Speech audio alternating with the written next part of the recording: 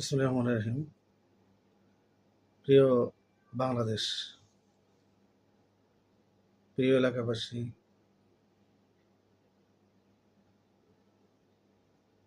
আমার পরিবার, সবাইকে ঈদ উল ফিতরের শুভেচ্ছা জানাচ্ছি। আশা রাখি আপনারা সবাই ভালোভাবে ঈদ করবেন। বিশেষ করে প্রবাসী ভাইদেরকে, আমার যত পরিচিত জনেরা আছেন, সবাইকে ঈদ উল ফিতরের শুভেচ্ছা জানাচ্ছি। তো যাই হোক, আমাদের তো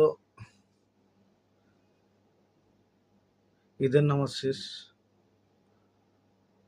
তো এখন কথা হলো যে,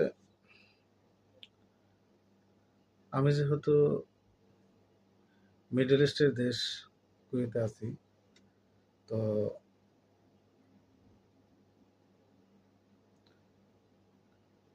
কেমন হলো আজকের ঈদ, কিছুটা আপনাদের সাথে শেয়ার করি। সেটা হচ্ছে আজকের ঈদ অ্যান্ড অতীতের ঈদ, এটা কিন্তু কিছুটা পার্থক্য আছে। কেননা আপনারা ইতিমধ্যেই জানেন, মিডল ইস্টের সমস্ত দেশগুলো কিন্তু একটা যুদ্ধ অবস্থায় আছে।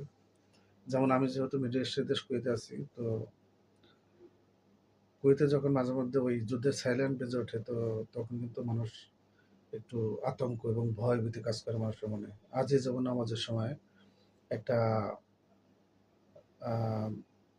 সাইরেন বেজে উঠলো, সবাই কিন্তু একটু চিন্তার মধ্যে ছিল। তো যাই হোক আর কি, এভাবেই হয়তো দিনে দুপুরে রাত্রে যে কোনো সময় সাইরেন বাজছে, সাইরেনের মধ্যেই আমরা আছি। তো এই জন্য একটু সবাই শঙ্কিত।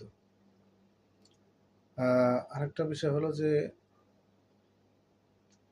এবার কিন্তু যুদ্ধ শুরু হয়েছে প্রায় 20 দিনের মতো হয়ে গেল। তো এখানে কিন্তু একটা বিশাল প্রবাসীরা যারা হয়তো দেশে গিয়ে ঈদ করবে, ফ্যামিলির সাথে ঈদ করবে, তাদের কিন্তু এবার ঈদ করা হয়নি। তারা কিন্তু যেতে পারেনি, কারণ যেহেতু সমস্ত এয়ারপোর্টগুলো বন্ধ রয়েছে।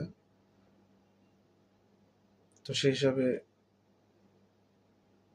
এবার ঈদ হয়তো আশা অনুযায়ী দেশে যাওয়া হয়নি।